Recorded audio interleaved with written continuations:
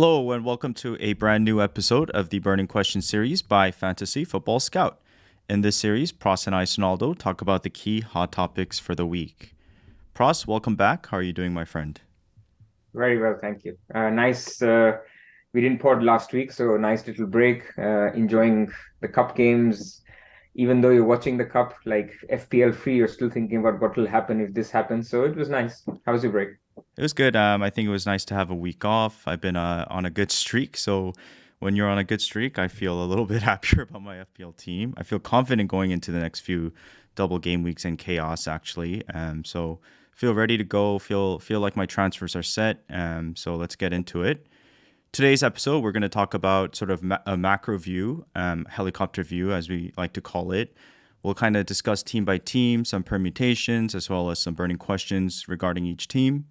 We'll do a short, triple captaincy section, as Rashford and Holland 23 is a very big debate.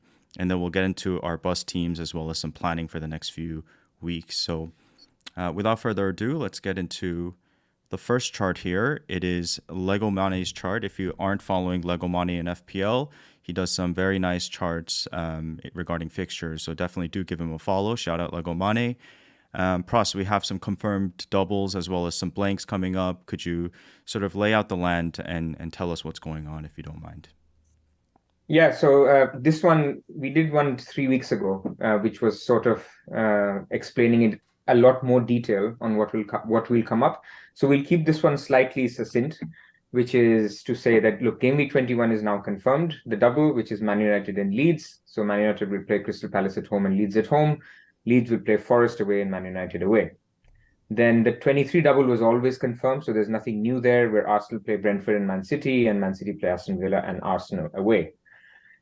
What we know after the Carabao Cup, and now Newcastle are through to the final, and Man United, given their 3-0 up, should also go to the final. It means that the Game Week 25, we know pretty much the clear picture.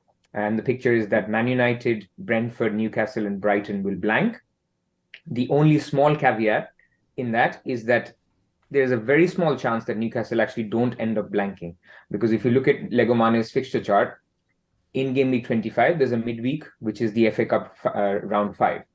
So Brighton, for example, will 100% blank because they're in the round 5, so there is no space.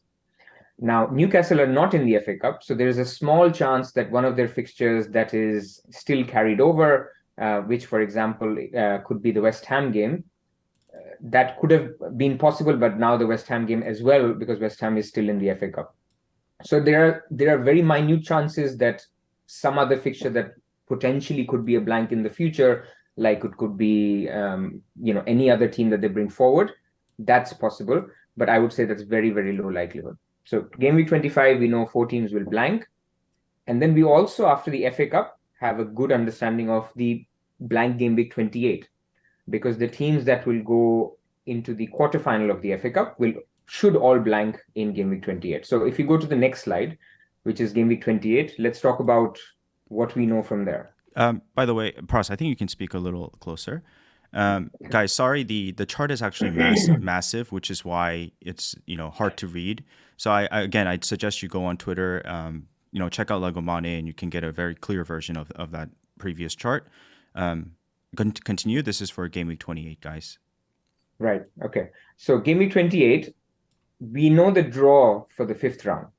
So the draw for the 5th round then tells us who could potentially win that draw, and that will be the team that blanks in Game Week 28. So it's as simple as that. There is no midweek after Game Week 28 because there is the international break.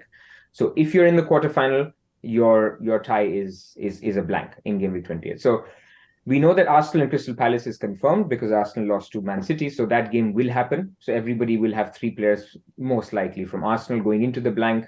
Aston Villa versus Bournemouth was always going to happen. So Aston Villa is one of them and Everton are the 2 teams that will actually have a confirmed game in 25, 28, 32. This was the reason why some people looked at Mings earlier. Some people are looking at more Everton defenders. So that was the reason. Then you have Brentford, Leicester. So Leicester are playing Blackburn or Birmingham in the FA Cup 5th round. You'd expect them to go through. So I think per Ben Crellin, this is like 70% who takes it from the betting odds. So fairly likely that Brentford will blank and Leicester will blank. Then Brighton, Brighton have a game against Man United. So Brighton, I have to say, are so unlucky Yep. with the scheduling because 25 they end up playing Newcastle, which is now obviously now postponed. 28 they end up playing Man United, which is where Man United are likely to beat West Ham, or you'd expect them to do that. Or Brighton could beat Stoke and it would be a blank anyway. So this is very likely to be a blank. And then Brighton play Man City in game week 32, and you'd expect Man City to reach the semi-final. So poor them, they're fairly unlucky with these fixture postponements. But because of this, Brighton will be a very important team going forward. So we're going to do a team by team Unlikely, and talk about the unlikely, team. unlucky in what sense? Just the fact that they're having to play a massive amount of games later in the season. Well, yes, and also the fact that from an FPL point of view, we could have attacked Brighton Right, at the right. moment. And when we come to Brighton, we will explain that it's a team where it's a definite buy team, but you're going to have these factors which are beyond the control of Brighton. So Brighton are not in the Carabao Cup, yet they're blanking in 25. So it's a little bit unlucky. Mm. If they had a fixture in 25, I can tell you now, the priority transfer would be Brighton assets. Yep, agree. So that's where I'm coming from. So very, very likely that Brighton v Man United in game week 28 is a blank.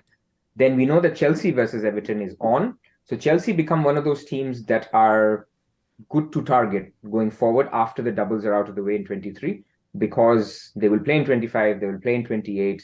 And so we will have, I think, a inflow of Chelsea players, people who have Kepa already in a good spot. You might see Mudryk, you might see other players who might come into the radar, maybe even James. So Reece James, Chelsea is a good team.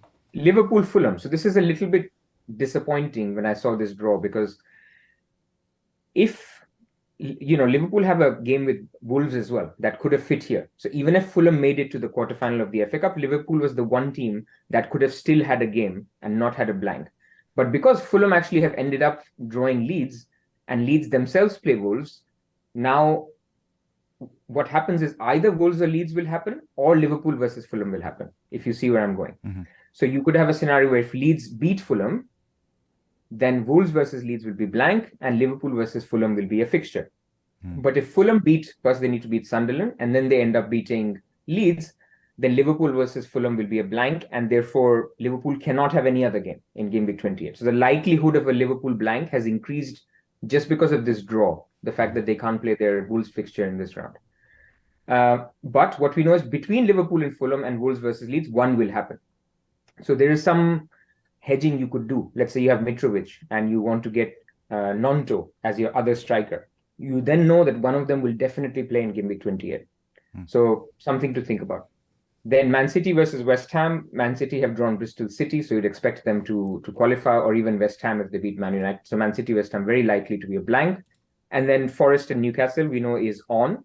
So in terms of the big teams, you can see Arsenal, Newcastle, Chelsea, and maybe Liverpool and Fulham if they're through, or maybe Leeds or Wolves as the teams that you want to target if you want to go into game week 28. And then lastly, Southampton versus Spurs. This is also very important, because had Spurs got a tougher draw, and if they had not made it into 28, you could see a lot of, for example, Haaland to Kane's, or people wanting to keep Kane. So this will be important when we talk about the whole hokey-cokey discussion between KDB to Bruno or Kane to Bruno. The fact that Spurs have got now Wrexham or Sheffield United in the FA Cup, it's fairly likely that they're going to blank in 28 as well. So that's about it on game week 28. The teams that make it through this will be the same teams that will blank in 32.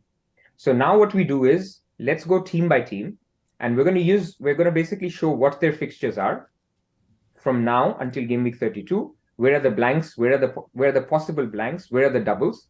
And how do we navigate that period? And then for each team, let's discuss some burning questions that are coming to us today. Okay, first I have Man City. Sorry.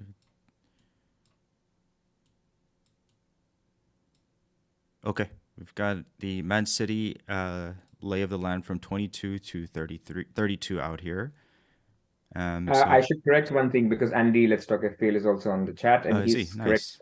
You could have both the games as well. Obviously, that scenario means Sunderland has beaten Fulham, and then Sunderland has beaten Leeds. So then both the games will be on. So that's a correction. I just assumed Sunderland won't do that. Good to see you, Andy. Okay. So Man City have game week 22 Tottenham, followed by a double, as we were aware of, in 23, followed by a series of great fixtures from 24 through 27, with a blank and possibly a very likely blank in 32 if they do get to the semifinal. So I did, take a look at your article, Pras. It was a great article. If you haven't checked it out, do check it out on FF Scout. Your idea here was that we slowly get off these Man City players by game week 28. We'll likely be tripled up on them for game week 23. Personally, I do have Mahrez on top of KDB and Holland. So, and a lot of players have, Ake or possibly still Stones and Cancelo to get rid of. So, lots of burning questions when it comes to Man City, including the hokey cokey. How do we, tackle the game week 22 Man United assets on top of the game week 23 Man City assets? Arsenal as well. So, first thing, KDB, hokey cokey. What are your thoughts here, Pras? See, with KDB, I think it's a decent move, but the problem is that you're removing a City asset, and you will want a City asset back in game week 23. So, if you're, let's say, very well stocked up in Arsenal assets, and you're happy with your Arsenal assets, let's say you're already on Odegaard, Martinelli, Nketiah. So I didn't use the optimal. There's no Saka, but still, I think that's fine. So you already have them, and you don't mind losing a Man City player for one transfer to get Bruno and then getting KDB back. I think it's okay. Or even if you had two, let's say Arsenal players, you could go for this hokey cokey and use that second transfer to get the third Arsenal player. So if that structure works, and what you're ending up with at the end of game week 23 is that you have 3 City, 3 Arsenal, and 2 Man United, I think that's fine. And I think that would be ideal, because you probably get to keep Kane or whatever your structure is. We're getting into team-dependent territory. So if you're able to do that, I think that's fine. If you get into hit territory, where just because you have to do this hokey cokey and then a hit will be needed to get the second, third Arsenal player in game week 23, then I'm thinking, what's the point? I mean, then you're basically spending 8 points on Bruno. Get Martinez or get Weghorst and just hope that Bruno doesn't outscore them by 8 points, because you're not captaining Bruno. At least that's not my thinking. So that's where I am with hokey cokey. I think it's fine, but for me the priority isn't Bruno. The priority is the 6 Arsenal and Man City assets in game week 23. So I would assume that most of us have 2 free transfers going into this game week, and I would assume that a lot of us do have Kane. Again, this is an assumption. If that is the case, would you prefer to get rid of Kane in order to fund Bruno, or would you do the KDB to get to the Bruno, for example? It's team dependent, Andy. I mean, it's very hard to see. I would love to keep Kane. I don't want to come out of this discussion to say that sell Kane, because that would be probably my move, and it could be a popular move, but it's not because Kane is better than De Bruyne. It's because that's the only route where you can get an Nketiah for a Kane, so that solves your Arsenal issue. And then you get a Bruno for Almiron, Martinelli, whoever you want to solve for. And that is a better route for my particular team. But that doesn't mean it's a better route for everyone. I think people who are well set up, as I said, I think it's fine. And the other thing to think about is Kane at home to City sounds like a tough fixture, but then KDB also away to Spurs, in a fixture, by the way, where KDB missed out last time. They played Alvarez instead of KDB, if you remember, just a couple of weeks ago when they beat Spurs. So it's not that KDB is a guaranteed player. So I think to think that, I'm going to lose Kane because he plays City, well, KDB also is not likely. He should, but you never know. Yeah. So you have to really think longer term, how you want to end up. My thing is, I plan to get Kane back anyway. So let me explain my thinking. If I do Kane to Nketiah now, and then I do Almiron to Bruno Fernandes, that basically gets me Bruno, which for me is the third best, possibly even second if Shaw is iffy. So that gets me that. I can then do Bruno to Mahrez. That gets me KDB, Mahrez, and Haaland, which is my ideal 3 for City. Then if I wanted, I wait for game week 25. I watch if Mitrovic is through, or Mitrovic or Fulham are through to the quarterfinals. If they are through to the quarterfinals, Mitrovic to Kane can be done by a Mahrez downgrade to a Mitoma. And so this is, I know we're planning well in advance, but I'm thinking it's not a goodbye to Kane. I'm also doing a Kane hokey cokey, but it's over 4 weeks. And I'm also taking advantage of the doubles. So I'm getting the Mahrez, I'm getting the KDBs. and the Bruno Fernandes's. And why I'm talking about Mitoma as well is because out of what we didn't talk about in the macro view is, I think there's a very high chance that Brighton get a 26-27 double. Because they have got too many games to post that will be postponed. They already have two leftover games from the Queen's death and game week 7 and 8, which were Bournemouth and Crystal Palace, that have to be postponed. So they will have 5 if they get 25, 28, and 32, plus the 2 from before. There are no enough midweeks. So for me, I think there is a fairly good likelihood that Brighton will get a double. And so I'm just thinking you have to keep being nimble. I think the time of this guy is a set and forget. Other than Haaland, Trippier, Rashford, and for me maybe Saka, I think there's nobody in my team who's a set and forget. And Very, so I'm very happy to interesting use stuff. those funds. But okay, so this Kane back, Mahrez down to Mitoma and Mitro back to Kane would happen around, I guess, 25, 26, 26. I So think after 20 25 after 25. Okay, is the FA Cup round 5. right. So before the deadline for game week 26, you will know the complete picture for game week 28. So let's assume right now that they do blank in 28 Spurs. You would still try to fund that move to get back to Kane for a couple game weeks.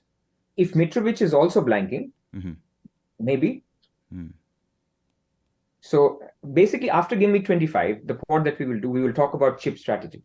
After game week 25 will be the time where you need to commit to a chip strategy, whether that is a free hit in 28, whether there's a wild card in 29 or a free hit in 29. You will have, and then everything then is determined by that. So let's say the optimal strategy is, because Brighton is doubling in 26. Maybe the strategy is that you wildcard in 26, get all your Brighton assets, because the core of your bench boost in the future will be these Brighton players, because they have 5 doubles to come. So what are you waiting for? People say that you need to wildcard just before the bench boost. Well, you will have Newcastle assets, you will have Brighton assets. You know that these are the assets, cheap assets, that you will have for the next 12 game weeks. You don't need to wait. Then you free hit in the blank game week. So I'm not sort of saying that's what I will do. What I'm saying is after game week 25, I'm open to pretty much doing anything here, which means including getting Kane back. So then what am I losing by losing Kane? I'm losing Man City and I'm losing Chelsea. Yes, I'm losing 2 easy games with Leicester and whoever else he's playing. Leicester and West Ham. Yes, those are misses, but I'm willing to make that sacrifice to get Mahrez and Bruno. Yeah, excellent stuff. I think game week 26 wildcards is a first, right? I think first time I've heard it in recent content regarding FPL. So I'd like to see what happens there. But okay, cool. Should we go to Arsenal now? Well, let's talk about Man City defense. So right. Obviously they sold Cancelo. So I think, look, there are 2 factors here. Because they sold Cancelo, he was not starting anyway, but he was a threat to start on left back when Ake is also playing.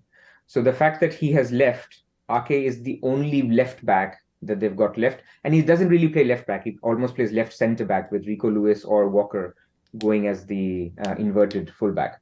So the thinking is, in the last double, Laporte played there, but then Stones could be now injured. So you would need Laporte to play central defense. You would have a Kanji or Diaz as well. So for me, Ake becomes pretty good if you wanted to go for a City defender. Rico Lewis, not so much, because Rico Lewis plays on the right and then he inverts. He's doing a good job, but Walker can equally do that job. So it doesn't really change much for Rico Lewis, other than the fact that there's one less competition, or Cancelo could have played right in one of the games. So that's what I wanted to say. If you have Ake, or if you wanted to look at Ake as a second option for Man City's double, I don't think it's bad, because you want that Man City player not only in 23, but also in 25. You want a reliable player.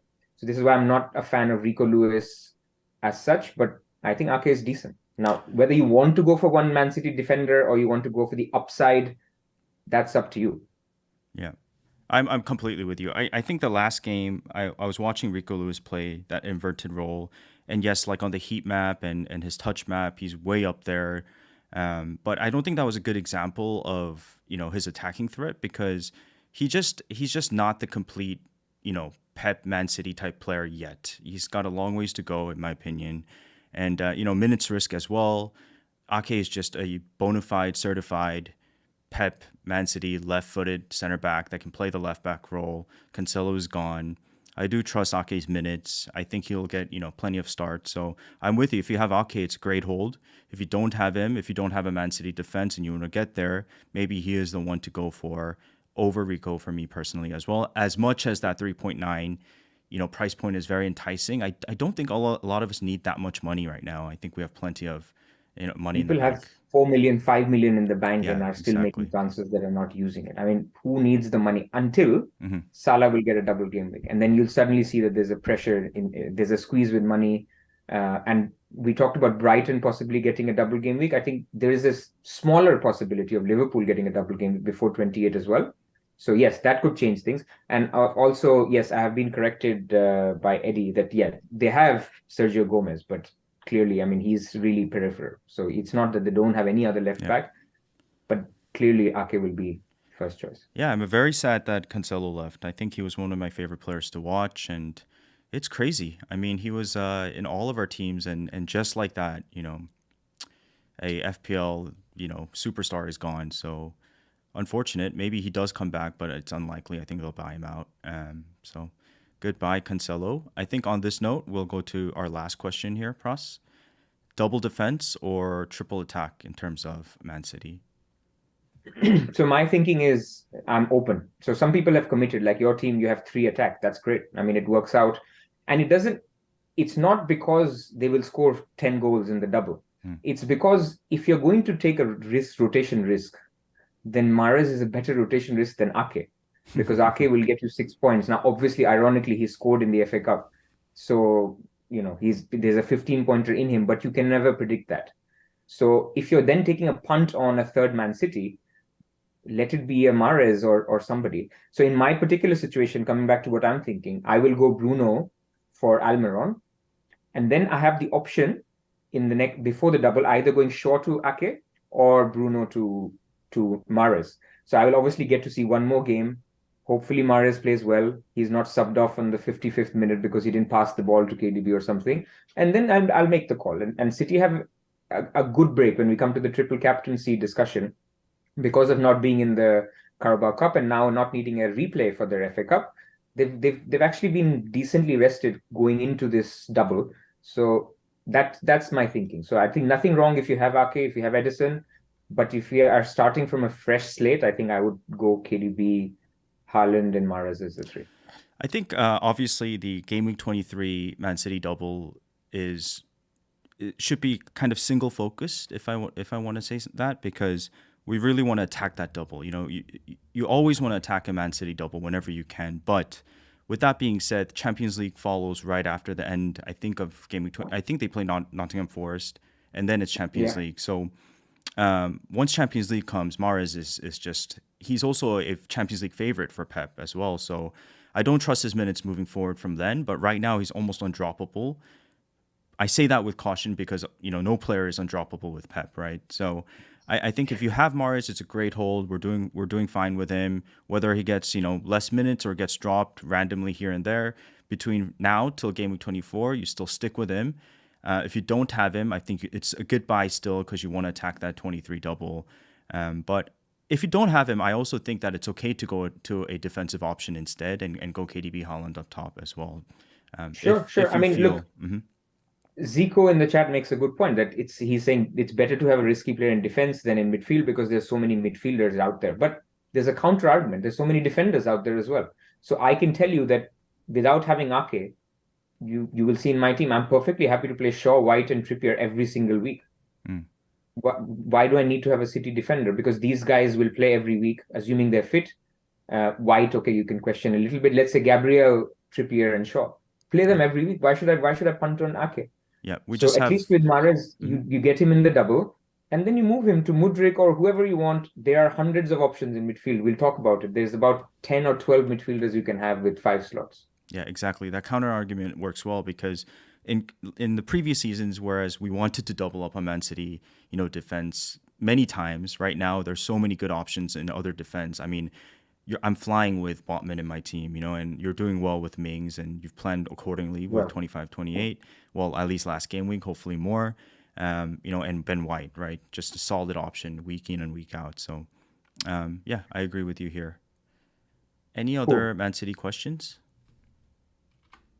I think that's it. I mean, I can see people also doing, we didn't talk about in the Hokey Cokey the advantage of basically people being tired of KDB and saying, Yeah. and maybe they already tripled up.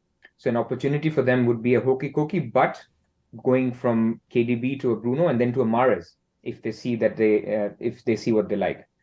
So that is an option if you wanted to, because I think at the moment Mahrez is looking better. But if you're thinking longer term, let's say game week 25, then I still prefer to hold the KDB comfort blanket of 90 minutes. And the other benefit I think of having KDB in that slot is back to the original.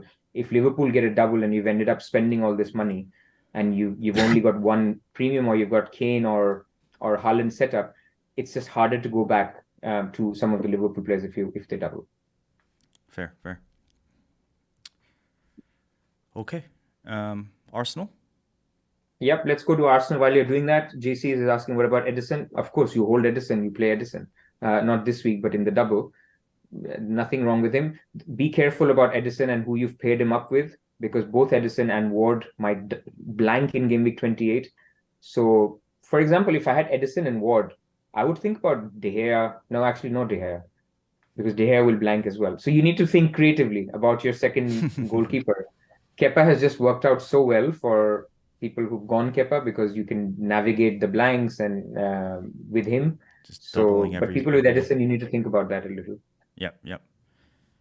Okay, Arsenal's a fun one. I mean, obviously, we know that they're not blanking in 25-28, so they've got fixtures. They're, top of the league. They're playing out of their minds. They're doing really well. Great assets here and there. I mean, Nketiah is definitely someone in my radar as well. Odegaard, Martinelli, there's so many options, right? So I think, look, before we get to the specific questions, one of the core questions I have is, how we want our triple Arsenal right now, but is it okay for people like me or who only have one Arsenal asset, and there's a reason for it, to wait till 23 to get to three? I'm going to get to two this week, or is the priority to forget about hits and this and that and just try to get three as fast as you can, as in this game week? So that's my No, first I think question. if you get three by by the double, that's fine. But Arsenal have become now the most important team from a Mm, planning perspective, because they're out of the FA Cup, because they will have a game week 25, they will have a game week 28, and they will very likely have a game week 32. So let's say if your wildcard horizon is game week 33, you get the three Arsenal players that matter. mm. So this is why in the article I also mentioned that if it means that you need to change things around, if you're not happy with the Martinelli, if you're not happy with the White, do it, because you want these three Arsenal players for a long time and they're cheap. So just have them there. And this also brings into question whether Nketiah is the right choice, because Jesus will come back at some point. I will say it's a little bit structure dependent. So given the fact that we know Nketiah will probably play until game week 28, because Jesus' return is probably the international break of game week 28. And even if he comes, he'll start to get some minutes. So you will have a lot of warning. Then I think Nketiah is fine. But I think if you're looking at somebody else and you wanted to upgrade, get the three you want. And I think it's worth it, because it's Arsenal and because they will focus on the league and they have no blanks. Okay, I mean, with that question, with that statement, the first thing is Martinelli, because I think it's a sort of a blessing in disguise that maybe partially because we lost value on him early on, but also the fact that I kind of hopped off him to get to Mahrez, which worked out well in hindsight. But one of the things that has helped me in terms of getting rid of Martinelli is it's kind of freed me from, having to like hold on to him, right? It's allowed me to really just focus on who I want and kind of, really assess the three other options up top, because I do think they're ahead of Martinelli at this moment in time. Does not mean that Martinelli is a bad option, but for those with Martinelli, I know, they're probably itching to get to a Odegaard. They're itching to get to a possible Saka as well as a Nketiah. We did a Martinelli stats dive last 2 game weeks, and his stats aren't far off, right? And it's still ticking along nicely. But I mean, what is the deal with Martinelli owners? Do you sort of hold on to him? Is it okay to make a hit and get to a different player because we're holding on to them long term, because they do have fixtures in 25-28? What are your initial thoughts on Martinelli I don't owners? think they need to do anything. I think Martinelli is fine. I Mm, think there's a lot of He's blanked in 2 game weeks, and I want to change. And obviously, Trossard coming in has accelerated that because people saw a 10-minute substitution, an 80th minute substitution. So look, it matters. So Trossard coming in matters. You remember the Brighton game where Martinelli got a 91st minute goal. Mm. Basically when Brighton were pushing for a equalizer. So it matters. 90 minutes matter, which is why Saka, you pay the premium for Saka. But I don't think it's a priority. So you could basically keep Martinelli if you wanted to sort out a third Man United, if you wanted to sort out a third City. There is no way that you need to take a hit for Martinelli to anybody else. He's Let's a say good let's player. say the scenario occurs where because Trossard can definitely start, right? Trossard can definitely be, get a He game or can start two. for Nketiah.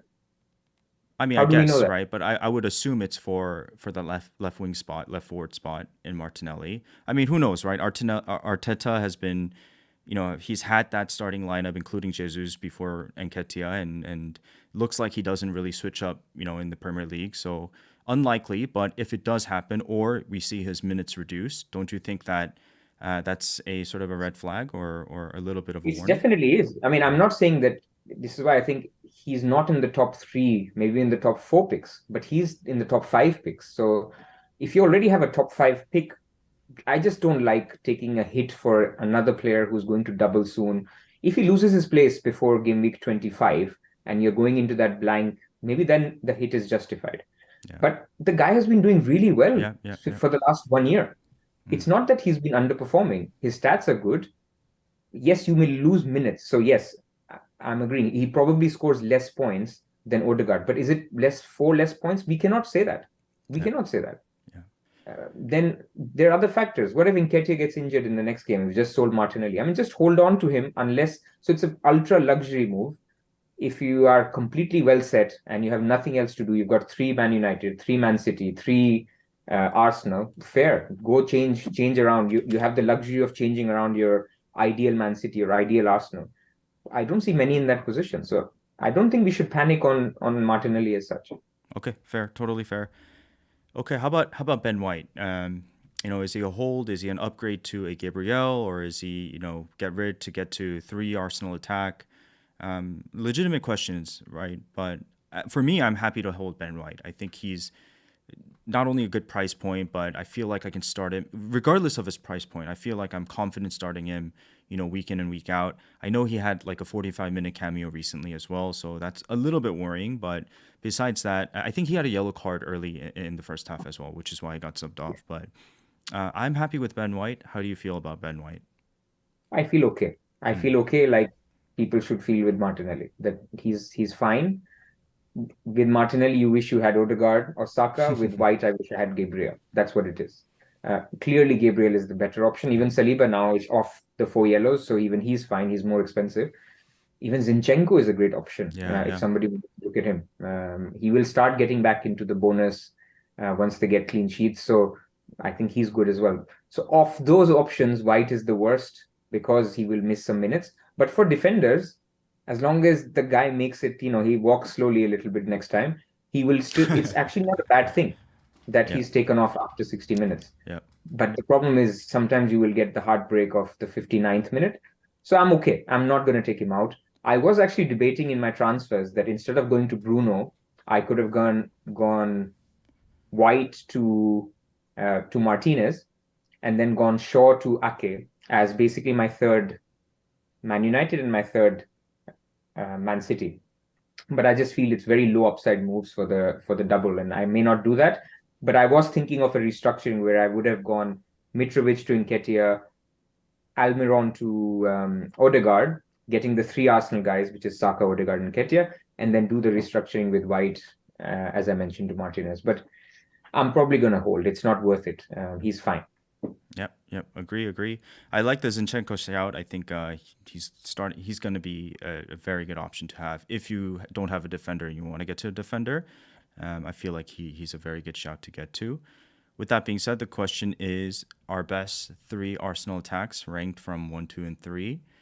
I can go first. I have Go on. Saka first. I have number two. I was a little bit back and forth. I'm going to stick with the attack, but number two, I have Odegaard, And number 3, I have Nketiah. I think Nketiah is much more explosive and can get much more points than Odegaard. And his, XGI, XG stats, all of it is way above all 3 midfielders that we're talking about. But Odegaard is just, you feel so safe with him, right? He's going to be starting. He's probably getting 90 minutes every week. He's going to be involved every game, no matter who the fixture is, like no matter how difficult the fixture is. And if anything, the more difficult the fixture, the better the option I think is in Odegaard, because he's the one that's going to create chances. And, he's really become an elite player this season. So I think there was a stat where he's scoring every other 180 minutes, but some of his goals have been, from very low XG. So I'm not so sure about his goal scoring continuing, but his involvement will definitely be there. So I think Odegaard and Saka in your team makes you a very happy camper. But team structure also depends, because I would have to take a hit to get to those 2 midfielders, whereas I can get to Nketiah and, for example, a Saka without having to take a hit. So it's a lot of permutations here and there, but that is my order of 3. I'd like to know what you think, or what your. I have the same. Okay. I mean, the thing is, with Arsenal, minutes make the order. Saka has the most minutes, possibly penalties, so that makes it number 1 for him, for me. Odegaard has also the most minutes, but no penalties, so that makes him second. And then Nketiah at the moment is getting more minutes than Trossard or Martinelli. So that's also my 3. Now, you made a very good point about midfield versus attack. So midfielders that we would ideally want to have at the moment. So you have Saka, Odegaard, Rashford, Bruno Fernandes, Mahrez, KDB, Mitoma. I'm probably forgetting a few. So there are so many that if you can release the headache by going Nketiah instead of Odegaard or a Saka, that helps you get the others more easily. Yeah.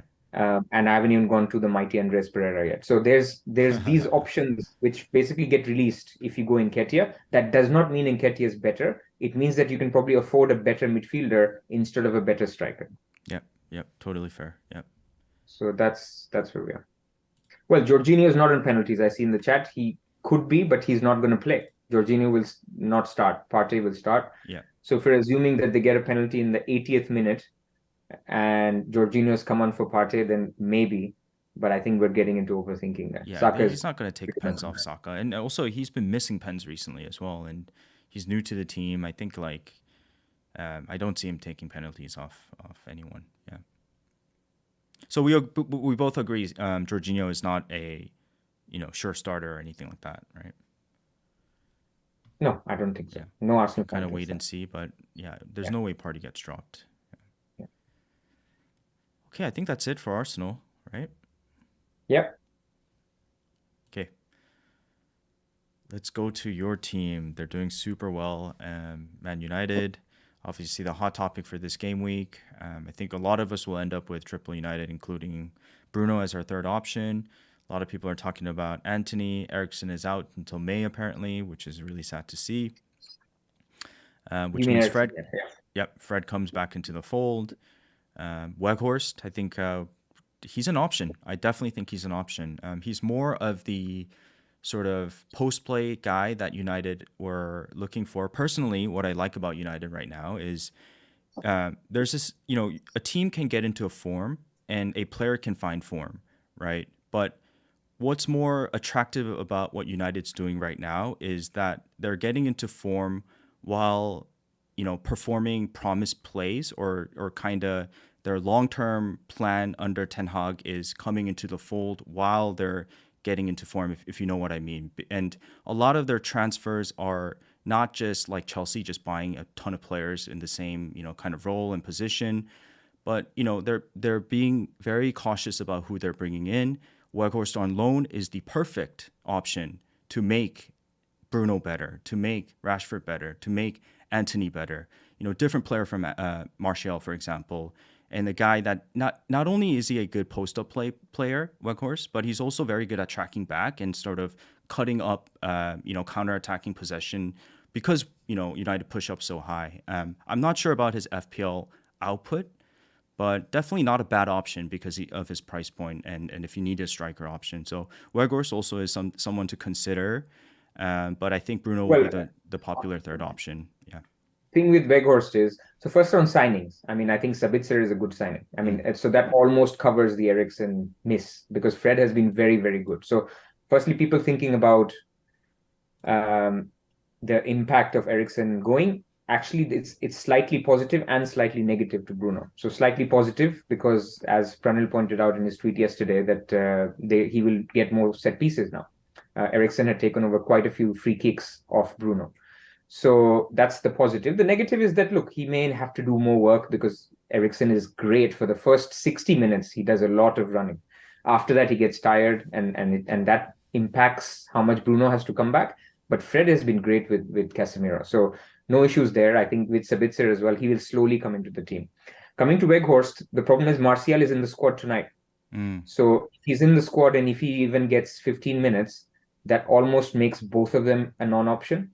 Now, people, if they hold Martial and they say they see 30, 40 minutes, maybe you just hold and you pray. But I think more likely is that both become a non-option. Unfortunately, Weghorst has been fine. He even got that assist for that Rashford VAR goal against Reading. So he would basically, for his price, do a job for you if you wanted to go for a third, if Martial is not fit. But he is, or he's getting back.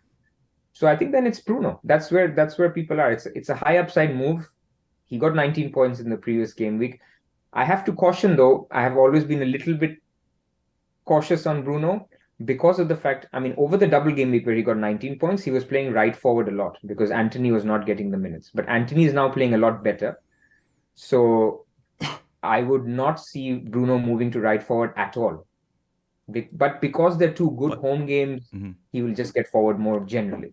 Does Fred coming into the fold alongside Casemiro push Bruno up even further, or does it make no difference? I mean, between Eriksen and Fred, when it's an easy team, I think he'll be further forward because of the opponent, not because of Fred. Actually, what I think what makes Bruno an enticing option is if Weghorst starts. I prefer to see Weghorst start alongside Bruno because again of that post-up play. It allows him to, sort of, receive the ball from Weghorst and make assists or actually drive in himself more than if Martial was to play up top. So I don't know. Martial is good at hold up as well. I mean, if a fit Martial is underrated, man. I mean, I was actually, when we come to triple captain, going to say I would like to see Martial get some minutes because he helps Rashford a lot. But maybe on your point that maybe Weghorst helps Bruno a little bit more as well, I take it. But I haven't yet seen that massive hold-up play. But then in Premier League, he's played Arsenal and, he's had tougher games to sort of come into the mix. So maybe. Well, one of the things is that because Eriksen's gone, they can't play the switching ball, right, from like the right side of the pitch to Rashford, and so that's why I feel like Weghorst might be more enticing because I think they'll play a little bit more dummy balls here and there, like long balls. So we'll see what happens. But one of the questions DML says, is there a possibility that Bruno plays deeper with Eriksen injured? I don't think so. Yeah. So if Van de Beek was fit, then I would have said yes, because Van de Beek would have played the Bruno role. But at the moment, there's nobody else who can play the Bruno role. So I don't see it. Is Bruno a captaincy shout at all over Rashford? He's close in the models, but his XGI is created more from assists, and Rashford's XGI is more created from goals. So you get more points for goals. So I'm not even thinking about it. Like I said, I'm even thinking about, you don't have to go for a Bruno. One of the things that I said in the Man United section in the article is, let's say you're really short. You've got one City and two Arsenal. I would even say skip. Then in that case, don't do the hokey cokey. Skip Bruno. He could do well. I'm not saying he wouldn't. But if you're not captaining him and you could get maybe you can get by, it's fine. It's not the end of the world. His expected points will be like 10, 11. If you get another player that gets a return 5, 6, it's not the end of the world. Interesting stuff. Okay. Anthony, how do we feel about Anthony over Bruno? He was good. He was good against Reading. He's been coming back into the team. My thing with him is a lot of his goals that we've seen in the Premier League have been these worldies where he cuts in and then shoots from outside the box. It's not predictable. Yeah, So you yeah. could get a few assists, like he assisted Bruno in the cup. So I think he will play. He will play both games. So if he wanted to go there, now for me, money is not an issue. I could go Mhm. Anthony or Bruno. If I had a route where I could keep Kane and go Anthony instead of Bruno, I would seriously think about it. But I really don't. Yeah, So therefore, it's not really for me a contention, a big issue. yeah. But in certain other teams, if you could do that, I don't think it's the worst shout because Sancho, even though he will be in the squad apparently tonight, he's not ready. He's not trained for a while. He's not played any minutes. So I think Anthony will start both the games. I don't see Garnacho playing or eating any minutes. I mean, he will lose some minutes because he's usually subbed off, but he will start both games according to me. Yeah. Yeah, I think just keep it simple. I think Bruno is the one, the third best option at this moment in time. With that being said, maybe as you mentioned, you could go to Martinez instead of a Bruno. Um, yeah, what are the cases for that? Like, what in what situation would you have to go to Martinez instead of Bruno? If you just have to, if you need to break your team to get to Bruno, Mm. let's say you've got your KDB, Haaland, and Kane in place, and you're still short of a lot of Man City players or Arsenal players for the next game week. Then forget about the hokey cokey with De Bruyne or the Kane's double transfer. Just Keep it do a simple. Yep. Martinez and be Yep. done with it. So I can see people doing that, and it's absolutely fine. And we haven't even talked about the fact that Shaw might be ill. I mean, we'll see Oh yeah. tonight if he Yeah. if he's in, but he missed the two cup games, and you want to see if he's fit as well. I mean, I think people will just leave it if he's just on the brink of coming back, and if he's iffy, you don't need to do anything. But yeah, we need to sort of figure that one out as well. Because if Shaw is ill or out, then Martinez becomes even more nailed. I think he's already nailed, but he becomes even more nailed. Fair. Okay. Should we? 47 minutes already. Thank you guys for joining. We have a lot of viewers. Really appreciate it. Do subscribe to Fantasy Football Scout. Do give us a like. And appreciate you guys joining us today. Let's go to Leeds next, Pras. Yeah, other teams will be quicker. So look, Okay. Leeds, I think the only option is Rodrigo or Nonto, or for some people, if they wanted to do a keeper transfer. And I'm only going by, so I listened to this section by Seb in the Scoutcast on Tuesday, I think, or Monday.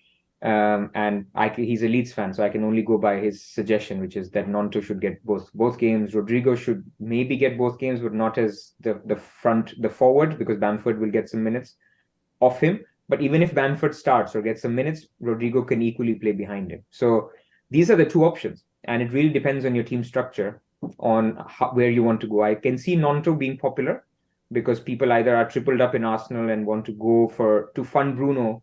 They have to go Nonto to bring down their third striker to a reasonable amount. So a five-man midfield that is enabled by Nonto is good. But I think my biggest con for going Nonto is game week 25. He may lose his spot. Somerville is back. Sorry, is almost back. Sinistera is back. You've got Bamford coming back. They've signed a new striker as well. They've signed this other US international. I know he's a DM, but still, I mean, there's so much happening in the team that we know now he's going to get both games. But you also need the guy in 25. Don't forget that. Yeah. Yeah. Yeah. Nanto is exciting. He's obviously very athletic and it's fun to watch, but he's not a proven FPL asset yet, right? And it doesn't give me full confidence. Rodrigo is the one that I like, but he takes up a midfield spot, and those midfield spots are extremely precious right now. I wish Bamford was an option. It'd be, he looked really good in the cup game, and looks like he's very hungry to receive the ball, and all these Leeds attacker. Granted, it was a cup game against, I think, a championship team, so easier to score, but they're all like hungry to score goals, and that's what we want for FPL. But I don't know. I think Leeds two away games, there's goals to be had, but doesn't bring too much excitement. I think we can sort of maybe forego them. I think it's totally fine to go for them as well. But right now, I'm not really thinking about bringing them in for game week 22 personally. If Yeah. I do, it would be for a hit. So a difficult decision. Yeah. If Leeds had a tougher FA Cup game, then I would have been more keen on Nonto. Yeah. because then you would have had this situation where he would play game week 28 as well. But now you don't know Yeah. if he Yeah. plays game week 28 or not. So that makes it slightly, and the fact that you just never know how this Leeds attack shapes up because they have 8 attackers in 4 positions. So I think that's all we need to say on Leeds. Let's go to Brighton. And while you go to Brighton, I also want to address somebody's asked about Casemiro. I'm not a fan. He's got he gets forward maybe in easier games a little bit more, but for me, if you have the money to go Casemiro or you, it's like forcing a third Man United because he's going to blank later. Just go straight to Odegaard, straight to somebody else who will double in 23. That's my view anyway. Obviously, Casemiro can do well, but he does sit back a lot, and maybe he'll be the one who may be impacted even more because of Ericsson, that he has to do more work. I don't know, but I'm not keen on Casemiro at all. Yeah. Definitely not. Yeah. And all his goals are like worldy, so unpredictable. Certainly. Brighton, obviously a very hot topic. I have a couple of FPL friends who are going crazy about Mitoma. They want him so bad, and for very good reason. Obviously, an excellent player, and someone that's really finding their groove in the Premier League. So Mitoma, there's other options as well in Brighton. Issue is again they blank in 25. So what do we do here? I mean, we already probably have issues with maybe 4 or 5 players that are going to be blanking in 25. You're adding another one. You don't have enough game weeks to get rid of them, or not get rid of them, but get to at least 10 or 11 players. And a lot of people say like it's okay to field 9 players, 10 players as long as they're good quality, but I've never really felt that. Whenever there's a blank coming up, sure, I think in certain situations it's okay, right? It's not the end of the world, but I always want to try to maximize at least having 11 players out there for Game Week 25. So for me, I just think as much as Bournemouth, Crystal Palace, and Fulham are very enticing, and as much as they're in form, it's a difficult decision, especially for someone who has triple Newcastle. I've already got issues there, so I'm not so sure about bringing them in. But if you do bring it in, I wouldn't fault you for it. How do you feel about them, despite the blank, Pras? I don't know, man. There's no answer with Brighton. I mean, they're looking amazing. People who've gone there, you're gonna get points. Bournemouth at home, Fulham at home in the next three. Even Crystal Palace away. I mean, Mitoma's going to get a 10-pointer in at least one of them. Shit. So no one's going to go there, or not many people are going to go there. I won't go there because of this long-term planning. But I am planning to go there in Game Week 25, after Game Week 25. If some of my players, if basically after Game Week 25, but once we know the Game Week 28 picture and you are well set, so you could be now in a position where you're well set for Game Week 25. You would have lost out on a lot of points not having any Newcastle or Man United players, but maybe there's a scenario in which you were well set. So then fine, you can go there. But I find it difficult at the moment But to. the issue is like what you're saying right now about will you get there in 26 or maybe a couple of game weeks in advance or after 26, is that same with everybody else, right? Everybody else will probably get to Brighton around that time. So it's the opportunity you're missing right now in the next three Oh, of game course, weeks, of course, Yeah. of course. But remember, every time you play Mitoma, you're not playing one of Kane, De Bruyne, or let's talk about the double. One of Bruno, Rashford, Haaland, Kane, Martinelli, or a Saka, or an Odegaard, or a Mitrovic. You're going to be benching one out or not having one of them. Now, of course, Mitrovic I threw in there because I have him in my team, but there's another striker that you could include here, Nketiah. So it's not that playing Mitoma just means going for Mitoma now means that's it, I'm going to get all these points. You're also going to lose out on somebody else you could have played Yeah. that is probably not blanking. And so this is where it becomes tricky, where I could do Almiron to Mitoma now or Andreas Pereira to Mitoma now, even for a hit. But then I would have to bench Mitrovic against Nottingham Forest next game week. So it's a little bit complicated to go there. People who went there, well done. You got your 10 points last week, and you will get more. But it's the classic dilemma. Yeah. So no answer here, huh? Just No answer, no answer. But I can assure you, everyone listening will have 3 Brighton after game week 29. Yeah. Whether they have it, so it's basically the window is going to shut in terms of opportunity. Yeah. They will be the bedrock of our bench boost and the end of the season.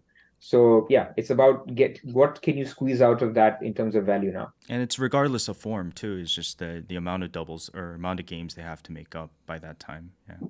Yeah. Plus their price points are amazing. So Correct. So the only thing that people who own Mitoma and Estupinian or anybody else or March is you need to be thinking about maybe even holding them in game week 25 because like I mentioned, I personally think there's a good chance of a double in 26 or 27.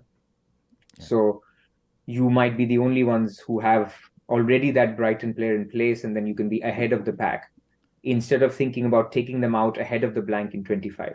So maybe think about some other positions, and not a Mitoma for changing in game week 25. It's just hard to see that strategy unless Mitoma does excellent in the next 3 game weeks, which he probably will, right? We'll probably have one at least massive haul. We'll see.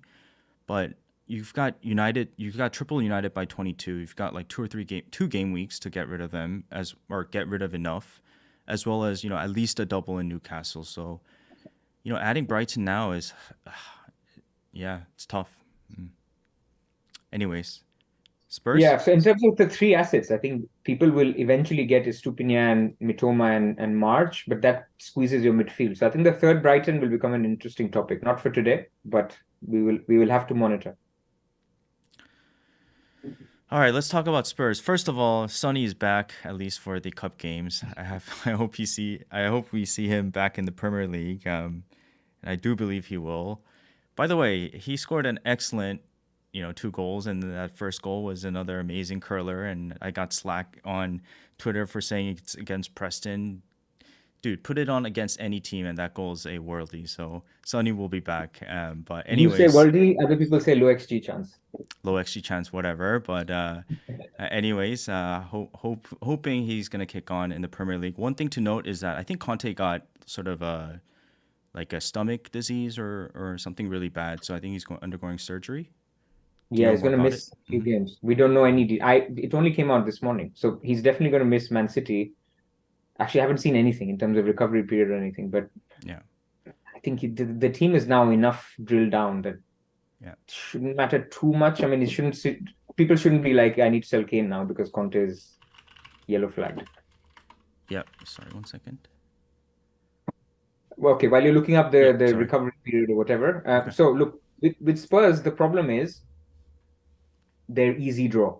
Their easy draw in FA Cup. So we mentioned this. Yeah. So 28 is, you can almost guarantee a blank in 28.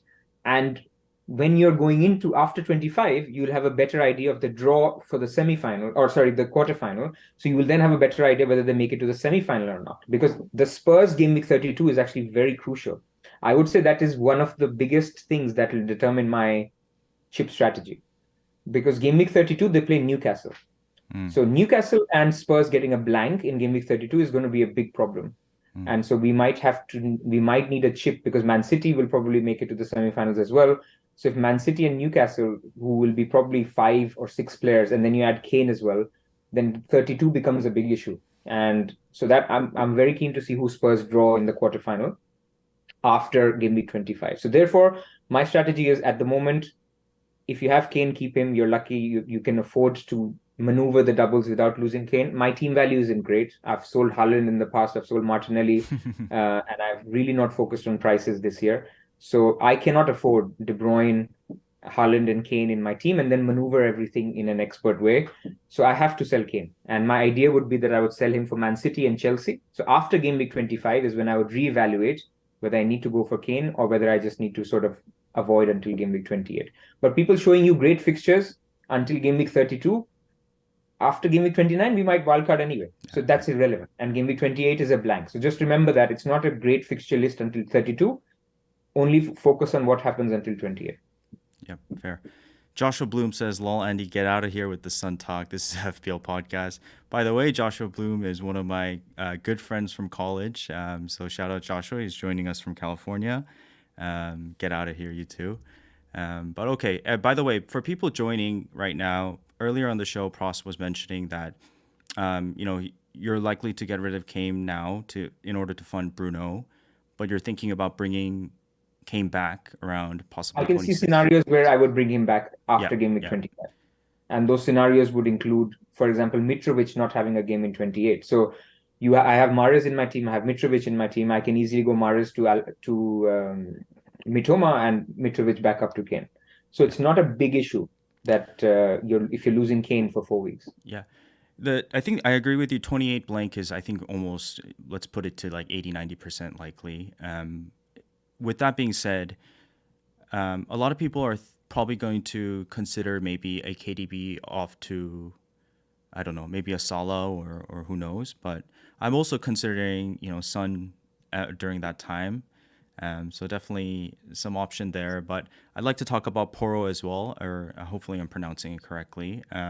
Looks like he's going to lock up that right wing back spot, which has been a problem for Spurs for a long time.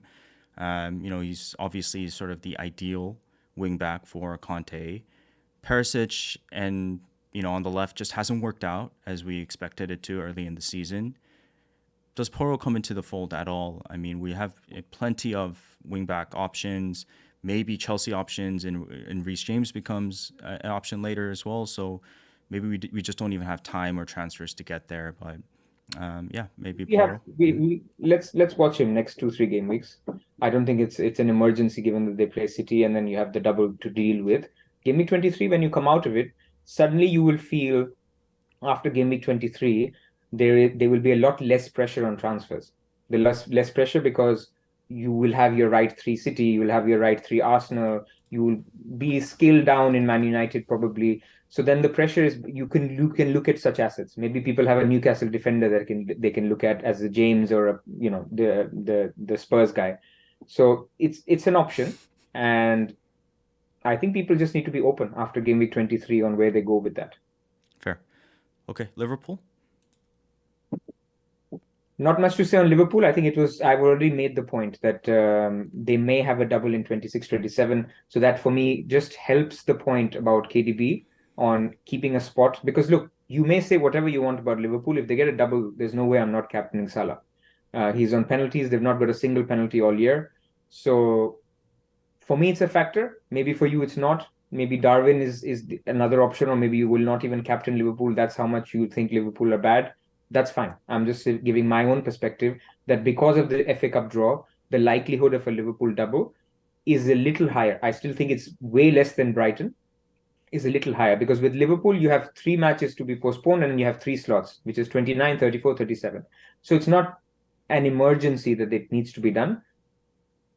But because their blank is more likely now, it's one to target. And you know why I was interested in Liverpool as well? Because Liverpool is another team that will determine our chip strategy again, ironically, Okay. because Liverpool play Nottingham Forest at home in game week 32. So you can either go with a strategy of ignoring Liverpool because they're going to blank in 28 and they're not going to double before 32.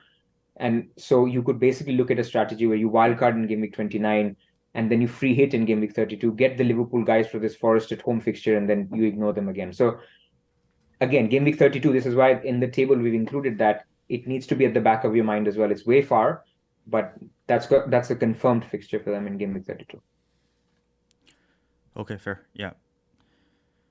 Not So much to add. Newcastle last. Yeah, Newcastle last, and then we'll get to triple captaincy talk and then Newcastle is plus a tricky teams. one, and I want to hear what you're thinking Okay. because I only have, after my transfers, I'll only have one Newcastle, which is Trippier. So I'm going to bench him. Yeah. So I have actually no problems. I'll be well set with my Liverpool. And the problem is my Newcastle. And the Newcastle also play Liverpool in 24 and Man City in 26. So you could make a case of, do you need your second Newcastle defender now in the period where White and Shaw and Trippier are playable? So it's a question mark to you. Are you looking to bench Botman? Are you looking to sell him? What's the plan? I'm looking to sell him because so by this game week I'll have triple United, triple Newcastle, which is 6 players, right? And by game week 25, that means I need to get rid of, possibly 3. And of them, obviously Rashford is a keep, Trippier is a keep, Almiron.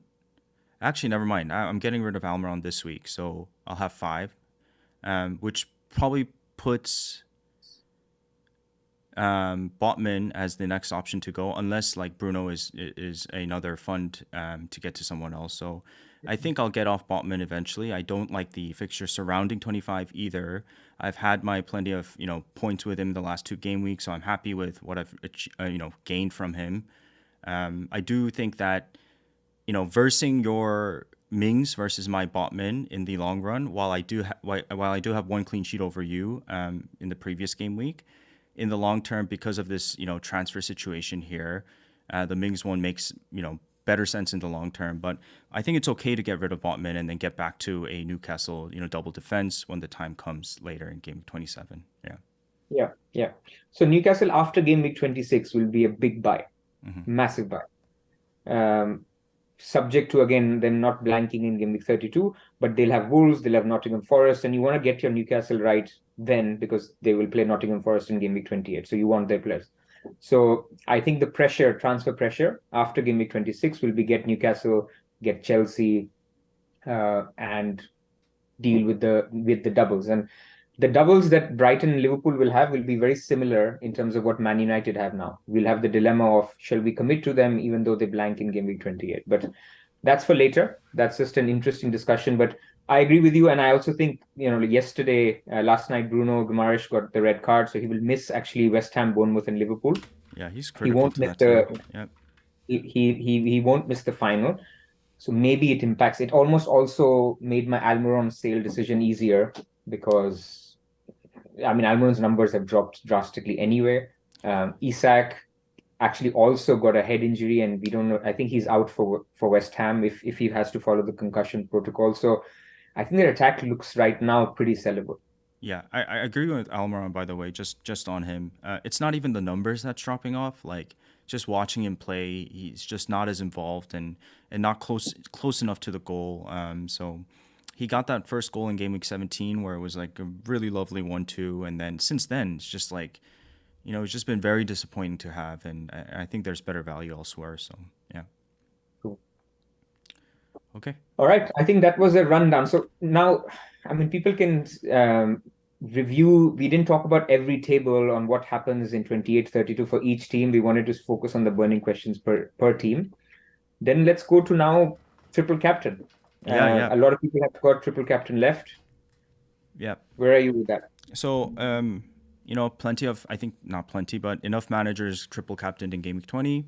Now we have another option in game week 22, primarily Rashford, and a game week 23 in Holland. And without delving too much into the stats, we already know the stats. Holland has just, been amazing, right? Just an outlier in FPL this season. And if you just look into the stats, even with Rashford's current form, and even if you look at the stats from game week 17 restart, Holland is still above Rashford, right? And it depends. It depends which perspective you have it on, right? If you're looking at it as a like for like, then it's Holland above. But if you're looking at it as like those fixtures plus Rashford gets more points for being a midfielder, then you can sort of alter your argument here and there. But it's a really difficult one, right? It's almost like it comes down to a little bit of vibes in the end, but. Since the restart, Rashford or Holland, both of them have played 6 appearances. Rashford had one sort of sub-on appearance. Holland has had 20 more minutes, and their stats are similar: 5 goals, 1 assist for Rashford, and Holland has 7 goals. This is since the restart. But in terms of like real XG stats, Holland just is way above Rashford, right? 13 big chances versus 6 total big chances. 20 goal attempts in the box versus 12 goal attempts in the box. What Rashford is more, advanced than in Holland is just involvement, but this is like not really relevant to FPL, right? Touches, passes, take-ons, this and that. So, in terms of days apart between the two games, United do have one extra day. It is a Saturday, Wednesday turnaround versus Man City in 23 are Sunday or Sunday, Wednesday, which is 3 days. But I think minutes is assured for Holland in game week 23. The one thing that's interesting that I kind of, delved into a little bit is that Rashford doesn't have that many hauls, as in, he has like FPL hauls, but in terms of goals, he doesn't have a hat trick this season, whereas Holland has had 4 hat tricks and 3, goals, 3 games with 2 goals. And Rashford has had just a couple of games with 2 goals, mostly in this sort of last few 5, 6 game weeks. So, I think that Holland is the safer choice, right? I think there's more confidence in going for him. But with that being said, I'm actually leaning maybe a little bit more towards Rashford right now because I just really like those 2 fixtures coming up. I think there's goals in this Leeds game. I think there's an opportunity to sort of maybe go for it. In the end, as we've presented previously, Pras, triple captaincy is not as big as a chip as many might, feel it may be. It's still a chip that can, give you an advantage. But yeah, I'm going back and forth. But right now, I'm thinking about triple captaincy on Rashford this week is where I'm at. I remember 4 or 5 days ago you were thinking about Haaland. What made you switch? Why did I say Haaland 4 or 5 days ago? Did I say Did that? I thought we texted each other. Anyway, what minutes do you expect for Haaland in game week 23? Because they play Sunday and then they play Wednesday. Wednesday is a massive game. It's an away game. They play Villa, which is the big money game, which is where people are expecting a hat trick or whatever. Yeah. So I think. So how many? I think the minutes when it comes to Haaland is not as important as it is important, but a lot of these games that I've just mentioned where he hat-tricked and had doubles, he didn't really. He had, I think, 2 games out of the 7 games that I've mentioned where he played 90 minutes. The rest were between 60 to like 83 minutes. So we don't really need 180 minutes from Haaland. And we don't really need that many touches from Haaland. It's just it comes in waves, right? Like he can score 3 goals in 15 minutes, for example. But yeah, but I mean, minutes still matter, right? I mean, sure, had he not scored a hat trick in 60 minutes just now, minutes always matter. He could be subbed off on 55th minute versus Aston Villa. Minutes matter. So they could be 1-0 up or 2-0 up and he's not involved. He could still get subbed off early because they want to protect him for Arsenal. I'm not scaremongering, but I'm saying minutes always matter. It just turns out that the last game week, he got a hat trick in those 60 minutes. But I'm saying, firstly, for me, Rashford wins the minutes argument, especially if I don't see him starting today. I really hope he doesn't start today. And we've sort of learned from the Eriksen thing that we don't need to, cups are important, but maybe, some of the key players need to get a rest. So I'm expecting both Rashford and Bruno not to play tonight, I hope. So then in that case, I expect Rashford to get more minutes than Haaland, like a lot more minutes. We're talking 80, 90 versus 60 and then 90 against Arsenal. The second argument is, what you know now. What you know now is that Rashford is fit. He has 2 games, home games. Because there's no travel involved, he should get a lot of minutes. He's in form. I mean, look at the guy. When he got the VAR ruled out, he tweeted that I'm really disappointed I didn't break the record, which was basically 10 consecutive games at Old Trafford or something like that. So he's keen to score. Yeah. And this is why I think slightly differently in the sense that I think Haaland has the higher ceiling, which is why, he could score 4 goals against Aston Villa and score a brace against Arsenal. And Rashford won't, which you said. But I think Rashford has the higher floor. So for me, Rashford is safer because what I expect from the 2 games from Man United is 1 clean sheet and 1 return for Rashford. So that's 3 points plus 3 points for the clean sheet and 1 blank. So that's 8 points. 8 points is the floor for Rashford.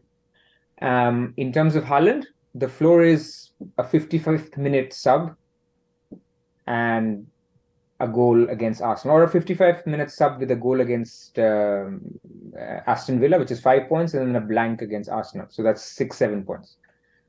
That's basically my problem. That But why are you assuming 55 minutes against Villa? I'm just saying they could be reduced minutes against Villa, and Villa is a good team as well. So of course I'm saying he could play 90 minutes and score 4 goals. That is the upside. I'm talking about the downside case. So what is the floor? And so the other problem is he plays Spurs, right, this weekend. How do you know, he doesn't get injured? And then you're stuck. You're stuck with that chip in your hand where you have to play it that week.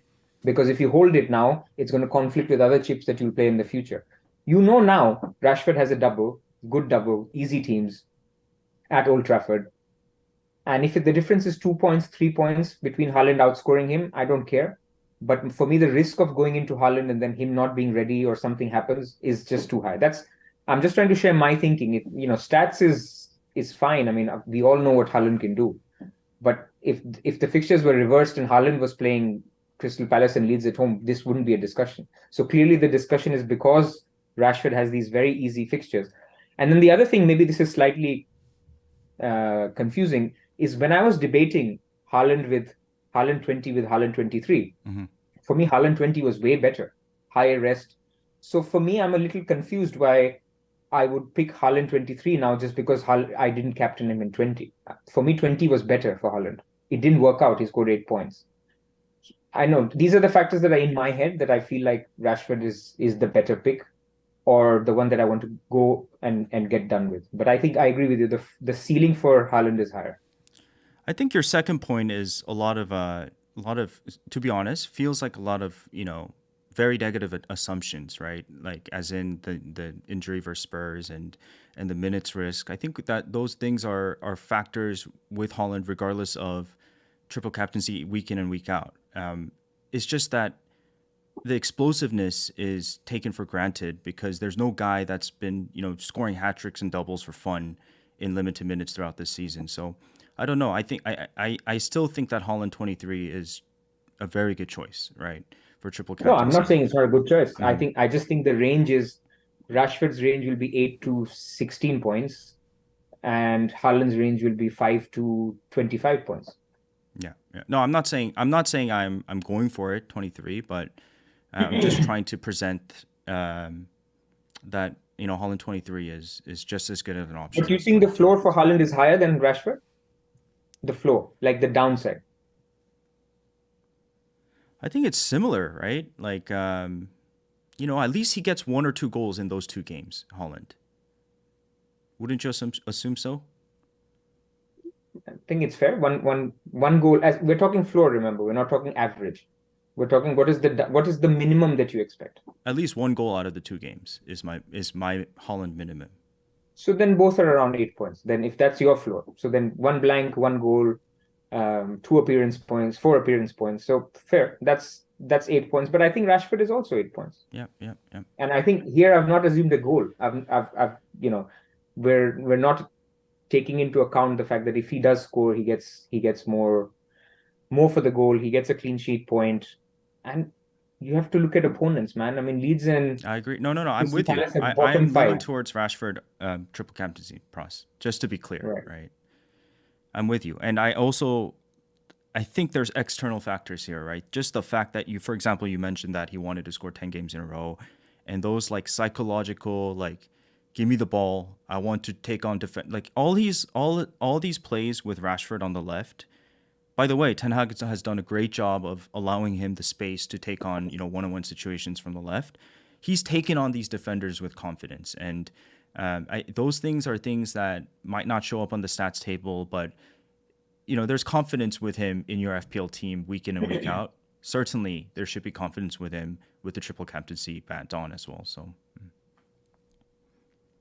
So we both agree that triple captaincy window is now, right? I mean, because I see some comments 100%. In the chat that you can do it later, but I don't want it to be hanging later because there's so much that can change with the free hit, which week you do that, with the wild card.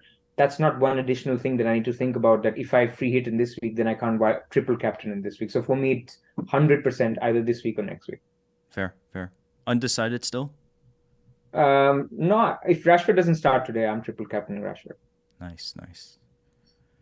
I mean, you can never be 100%, and I got a lot of flack for saying 85% for Gameweek 20. Yeah. I mean, we're allowed to change our mind. Yeah, we can only tell you what we think today. If there's an injury to Bruno, or there's more moaning from any of the players, or even Ten Hag that Eriksen has not been replaced, or we're not really ready, or whatever, then you can change your mind. But I just want to get over with it. And for me, the 15% that I didn't triple captain Haaland was the chance that Man United get this double. Now Man United have got this double, so I don't see it. I would have triple captain Haaland over over 23 any day. So if I felt that 23 was the game to triple captain, I would have triple captain in 20. Yeah, I agree with you. Your Pras. I know you mentioned the 85, but even if we pod on Wednesday, like part of the beauty of FPL is these last minute sort of decision making times that come, and I enjoy those moments, right? I enjoy like going for a last minute punt, even though we try to plan accordingly and plan ahead, and it's part of the nature of the game and sort of decision making. So totally fair in not triple captaining him that week. Okay, bus teams. Yeah, let's do it. And we've talked about our transfers anyway, so we don't have to spend too much time. Okay, this is my team. I have Kepa in goal, Trippier, Shaw, White. I have KDB, Mahrez, Almiron, Rashford. I've got Holland, Kane, and Mitrovic up top. Botman first bench. Right now, I'm thinking Kane to Nketiah and Almiron to Bruno. And triple captaincy is 6-4, I would say, on Rashford right now. Yeah. So you're And I also have two looking free at transfers, so that's the kind of Kane and Almiron thing. yeah. I'm doing the Kane and Almiron thing. Yeah, that's the only way I Wait, can fund it. Yeah, Bruno. I mean, you already have a third. What would you do with Bruno after? You already have Mahrez, or you would go Saka, is it? Saka, yeah, but I was originally, yeah, Saka. Oh, so then we would have the exact 11 next week. Oh, really? So yeah, well, that's my move as well. So no need to discuss my bust here. I mean, one thing I was thinking about is what's his name, Mitrovic out for Nanto, but that would be for a hit, and I'm not so keen on it anymore. So yeah, It's fine. I mean, Mitro has a difficult fixture this week, and Chelsea's becoming more solid with the signings. So, but for a hit doesn't feel right. And as I said, with Nanto, you never know in game week 25 whether he's part of the team or not. So you're giving yourself another headache. Whereas Mitrovic is going to start. yeah. Okay, what's your you want to read out your team still? Well, we are the same, except I have Saka instead of your Mahrez. So I can do it if you want. I need to load it up 1 second. But our bench is different. You have Mings, you have Patterson. Well, okay. Yeah, so I have Kepa, Trippier, Shaw, White, De Bruyne, Saka, Almiron, Rashford, Haaland, Kane, Mitrovic. So Kane to Nketiah and Almiron to Bruno, and then the plan is Bruno to Mahrez or Shaw to Ake. That would be my double plan for, or even Mitrovic to Alvarez. I mean, if that becomes an option. So I'm open to my third city depending on what I see in versus Spurs, but more likely it's going to be Mahrez. Yeah. Interesting. Actually, I'll tell you the other thing I was thinking about my team real quick. So the reason I was mentioning Mitrovic to Nanto was that allows me to get Andreas up to Saka. So that was another alternative I was thinking of. Obviously, that's for a -4, but Oh, so you'd skip. I would keep Bruno for So tell me 23. again, what would be the So move? for example, right now I'm going Kane to Nketiah and Almiron to Bruno, right? And then I'd also go for the Leeds player in Mitrovic to Nanto. And then I would be able to get Andreas up to what's his name, Saka next week. But then who would you bench? Actually, Nanto would just be kind of a very Oh, expensive. Nanto would become bench next week. Yeah, He'd be okay. expensive enabler, right? But It's not interesting. expensive this season is why this could possibly work. Yeah. Plus, I Yeah. get the double this week, so it's something I'm considering. Yeah. The only things I'm thinking about is if I don't do this, is how can I keep Kane? Because I'm not so hot on losing Kane. It's not a great, given the guy plays in 25, has amazing fixtures leading up to it. It feels a little not great because he will continue to score and he's very highly owned as well. That's interesting because I feel fine getting rid of Kane because I think Kane will tick along, but I think Nketiah might not match him, but we'll be close to him. Yeah, I mean, you can get Nketiah for Mitrovic, so the comparison isn't Kane and Nketiah. the comparison is Kane with your doubler of Mahrez Right, or right, Bruno right. Fernandes versus you could get a defender. You could go Botman to Martinez, and that would be a third Man United. You could keep Kane. So the comparison is really different. Kane doesn't allow a Bruno, Mm, but then Bruno is only there for a week. So this is where my dilemma is in my right. head. Okay, fair, guys. I have to get running. It's been an hour 25 minutes. Thank you, everybody, for joining this week. We'll be back next week, and good luck for this game week. Pras, any final words? No, good luck with your double game week bonanza next 2 weeks. Okay, see you guys. Bye.